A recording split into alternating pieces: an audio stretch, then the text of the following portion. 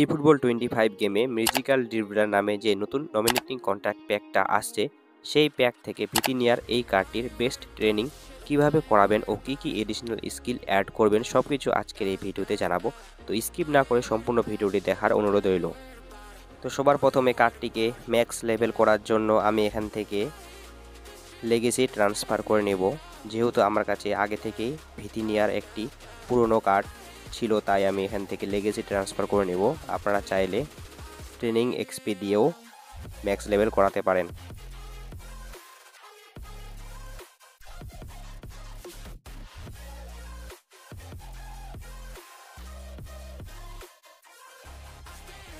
তো আমি legacy transfer করে ভিতিনিয়ার ম্যাক্স লেভেল করে নিয়েছি। এখন আবার ভিতিনিয়াতে ক্লিক করার পরে প্লেয়ার প্রোগ্রেশনে ক্লিক করার পর এখান থেকে প্রথমে পাসিংয়ে দিবেন 8 পয়েন্ট, তারপরে ড্রিবলিংয়ে দিবেন 8 পয়েন্ট, তারপরে ডেক্সটেরিটিতে দিবেন 6 পয়েন্ট, তারপরে লোয়ার বডি স্ট্রেংথে দিবেন 12 পয়েন্ট, তারপরে ডিফেন্ডিংয়ে দিবেন 4 পয়েন্ট,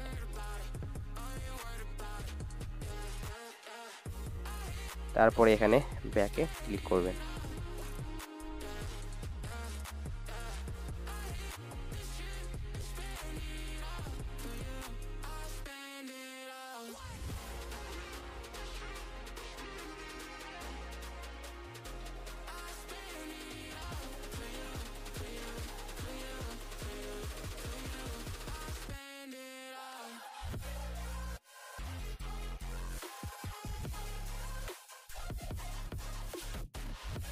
যেহেতু ভিতিনিয়ার এই কার্ডটির মেন পজিশন হলো সিএমএফ, তাই যে সমস্ত স্কিলগুলি আপনাদেরকে অ্যাড করতে হবে সেইগুলি হলো interception, blocker, long range shooting, low lofted pass, man marking.